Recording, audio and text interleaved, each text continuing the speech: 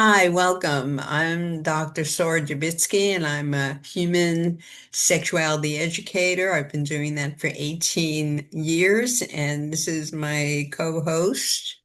Hi, my name is Carolina Freire. I go by Caro, and I'm a student at Florida International University studying psychology. And my name is Tristan Riotti, and I am also a psychology major at Florida International University.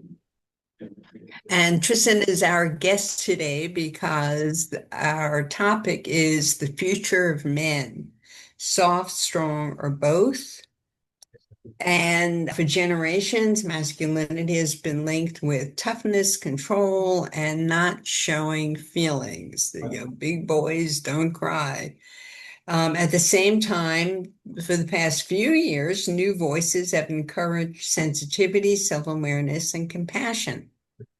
So, which is it? Are men encouraged to have these traditional masculine ideas or behaviors, or are they heading towards sensitivity? And to throw a wrench in this, there's this undercurrent now taking place of guiding men or influencing men to return to the more restrictive masculine behaviors or thoughts, and that includes restrictive emotionalities, self-reliance through mechanical skill, avoidance of femininity, importance of sex, dominance, toughness. So Tristan is here to answer questions about what is it like to be a man in the 21st century, given these conflicting, sometimes conflicting parameters. So welcome, Tristan. Thank you for being here. My first question is, when you hear the word manhood, what comes to mind? To me, manhood means many things. Manhood could mean independence, being strong, having a strong sense of masculinity, and also feeling the need that you are in control and that you're able to fix everything in your life. You're able to plow through it.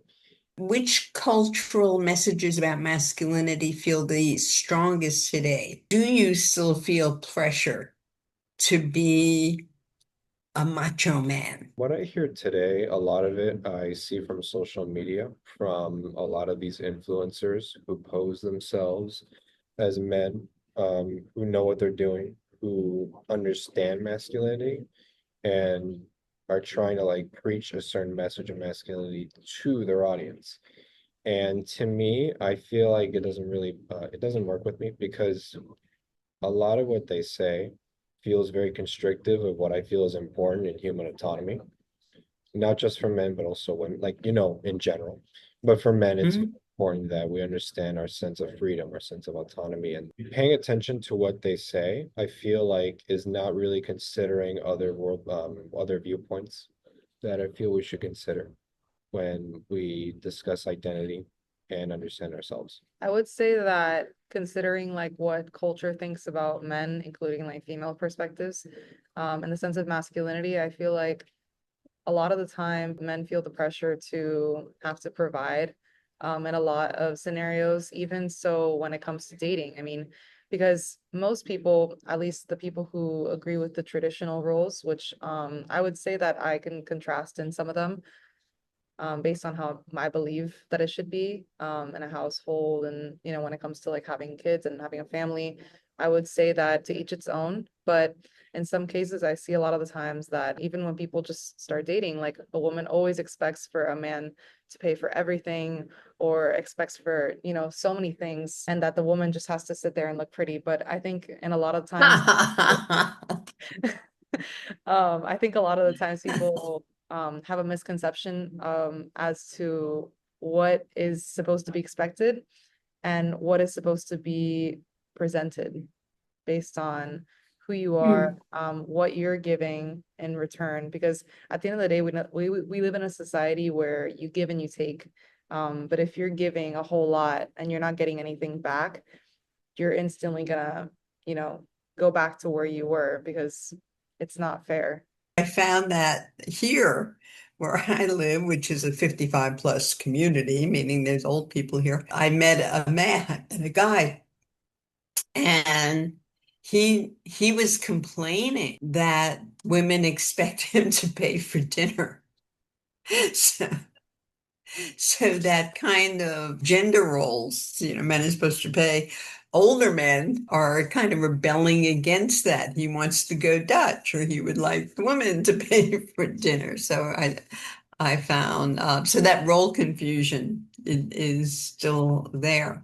The other thing I want to add, these traditional male roles of strength and non-emotionality and lack of sensitivity, they contribute to problems like anxiety, depression, digestive problems, headaches, muscle tension, heart disease, heart attack. In other words, those behaviors that we typically associate with being a man are not healthy for men.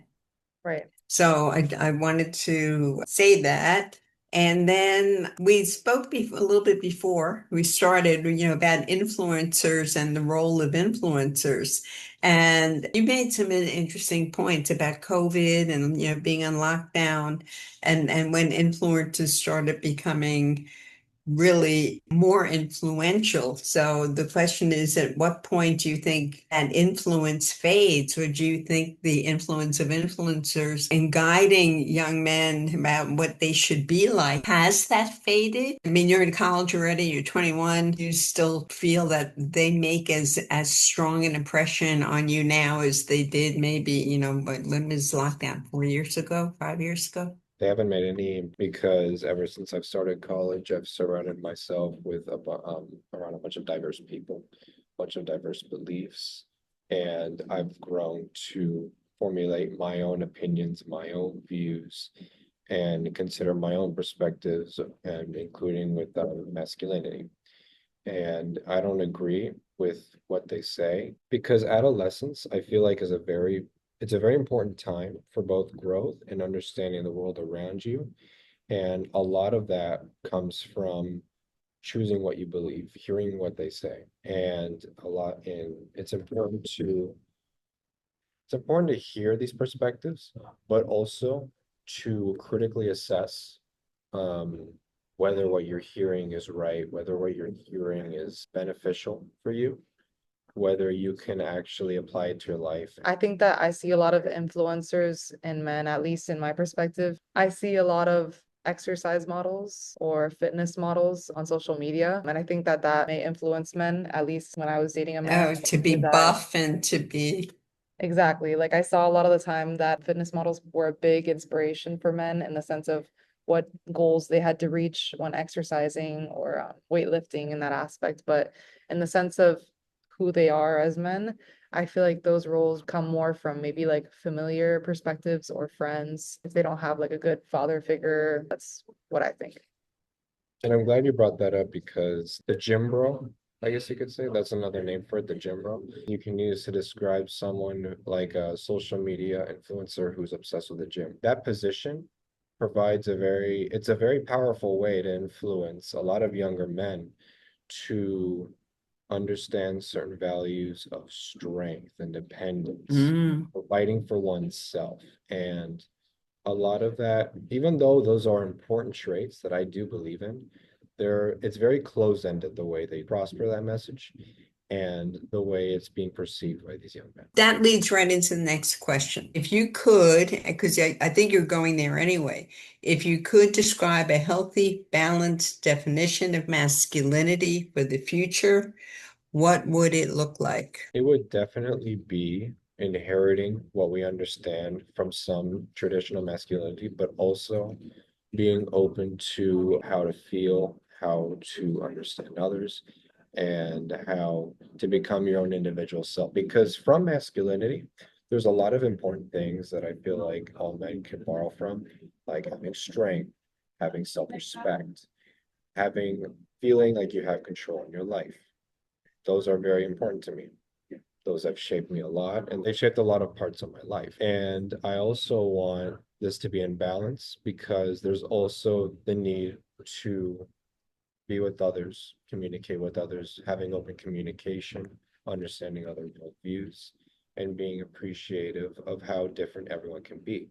Because there's nothing like having a sense of individuality instead of blindly listening to someone who preaches one thing, even though you're not 100% sure if that's what you should really preach for yourself. You know, you see like there's that area of like you want to have that critical thinking, that sense of, do I think this is right? I think this is what I want to do. That to mhm. me is the most important part of having balance. And that I feel is should be the future for how masculinity is perceived. So I, being able to decide for themselves. Yeah, sense of autonomy and discipline. Good, thank you. Go. What were you going to say? no, I was gonna say that I feel very similar about what masculinity should look like in perspective of what I think femininity should look like. Instead of having expectations for each gender to act the same all around the world. If you think about how people were raised and their culture and investing so many different outside factors on how a person had like gains a personality, how you know, become who you are, it takes a lot of different factors. So I feel like as long as you have a good sense of respect and overall morals, being able to identify who you are and identify your emotions, that's what the future should be for masculinity and femininity, I think. So in a way, you're both suggesting flexibility. Yeah, I Yeah. would say so. Less regimen. Less regimen and more personal freedom.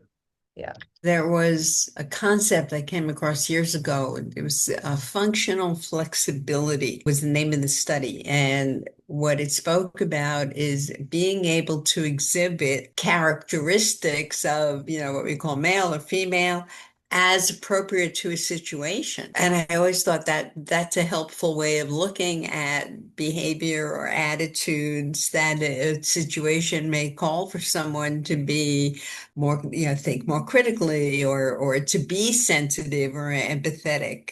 Or the situation may call for somebody to have to be aggressive or, defend themselves or defend someone else. So I always think in terms of let's be, flexibility, that we can exhibit what we call feminine behaviors and masculine behaviors as needed. So anyway, so today, thank you for being here. I just want to say thank you to those who came out here to watch if you made it to this point. And I hope that this video was eye-opening to you and that it answered any sort of questions that you have, maybe about masculinity or what a man is. If you have any sort of questions yourself towards anything, any such topics that we've touched today, I invite you to spread a comment, tell your friends about it so they can watch this video as well. And please subscribe to us so you can get more content about sex, love, relationships, spirituality, all those topics. And Tristan, do you have anything else you want to say for today? Yes, I want to thank you, Caro, and also Dubitsky for allowing me to join you in this podcast today to give you my insight on masculinity. It was a pleasure. Yes, thank you so much for being able, for being willing to open up and talk about your ideas and share your ideas with an audience. I appreciate that. I'm Dr. Sora Dubitsky, as I said before, and I have a Substack page. I've a newsletter. This is one of the topics I've written about recently. I have a number of topics about sex, relationships, love, intimacy. So please tune in to my Substack page and future episodes of Let's Talk Sex Official, Birds, Bees, and Beyond. We will be talking about birth control. We'll be talking about womanhood. We'll be talking about coercion in sex, and do you want to have children, and how to express your needs when it comes to sex. Very important. Communication. So tune in, and we'll be seeing you. Thanks for today.